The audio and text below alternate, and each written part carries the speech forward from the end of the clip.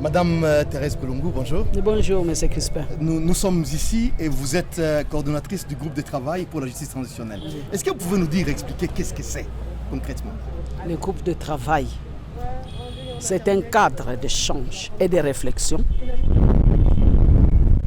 entre BCNUDH, Bureau conjoint des Nations Unies, le gouvernement congolais et la société civile, qui a pour objectif de mettre sur pied et de sensibiliser dans un premier temps tous les acteurs, que ce soit acteurs étatiques, de la société civile. Et quand je parle de la société civile, vous avez les médias, vous avez les avocats, vous avez le chef coutumier, vous avez tout, pour avoir une compréhension commune, une seule compréhension, une seule définition de la justice transitionnelle. Cela ne se limite pas là-bas. Nous sommes en train de faire les plaidoyers à travers les renforcements, les ateliers de renforcement des capacités de tous ces acteurs. Au finish, nous récoltons les avis et les recommandations qui nous serviront comme base pour les plaidoyers au niveau même local, national et pourquoi pas au niveau international. Et c'est dans ce sens que depuis le mois d'avril, nous sommes lancés dans une sorte de sensibilisation, en vue de capaciter tous les acteurs. Et ça ne se limite pas là-bas. Nous sommes en train aussi de sillonner presque dans toutes les provinces pour rencontrer les acteurs étatiques, les acteurs sociaux, en vue d'avoir une compréhension commune de cette justice transitionnelle.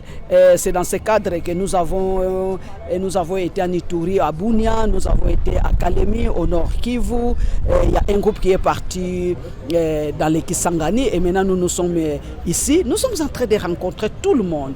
Et je vous assure, M. Crispin, que tout le monde aspire à la paix. Tout le monde veut vivre en paix, veut voir encore cette cohésion nationale, le retour de l'état de droit. Tout le monde, que ce soit le chef coutumier, que ce soit le petit peuple, que ce soit tout le monde ne parle que de la paix. Parce que c'est seulement avec la paix qu'on peut parler du développement. Voilà un peu. Et Madame Thérèse, quel est le processus qui sera engagé? Quels sont les 4 piliers de cette justice transitionnelle? Même dans nos formations, dans nos capacitations, nous mettons l'accent sur les 4 piliers fondamentaux de la justice transitionnelle qui sont la recherche de la vérité, la recherche de la justice, les réparations et les garanties de nos répétitions.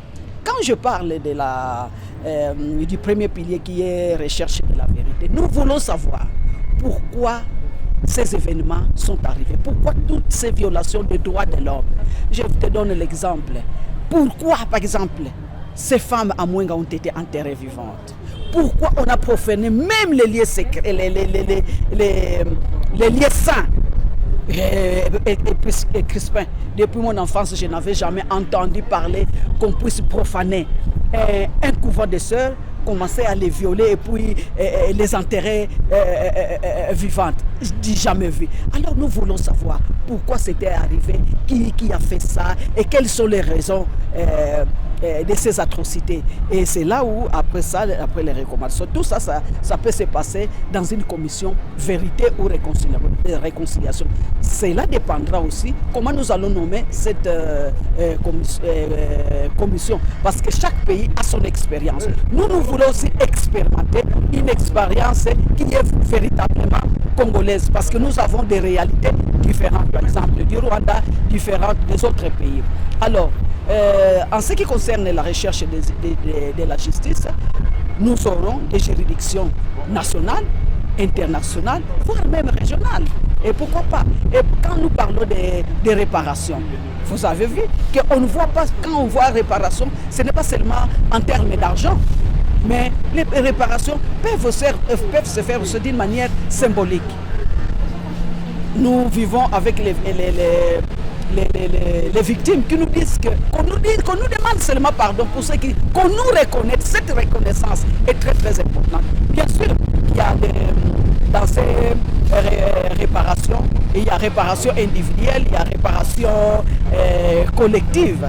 Il y a des endroits où tout un village a été rasé. Il n'y a plus d'infrastructure, il n'y a plus d'école, il n'y a plus de centre de santé.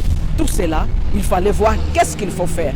Et le quatrième pilier que moi je trouve plus important, c'est les garanties de non-répétition. Parce que c'est là où nous allons voir les réformes des institutions. Et ce qui est vraiment plus important dans ces piliers, c'est le vetting, le nettoyage, la sanctification. Donc ceux qui ont commis des crimes, normalement, ne doivent plus prétendre gérer la chose publique, avoir des responsabilités.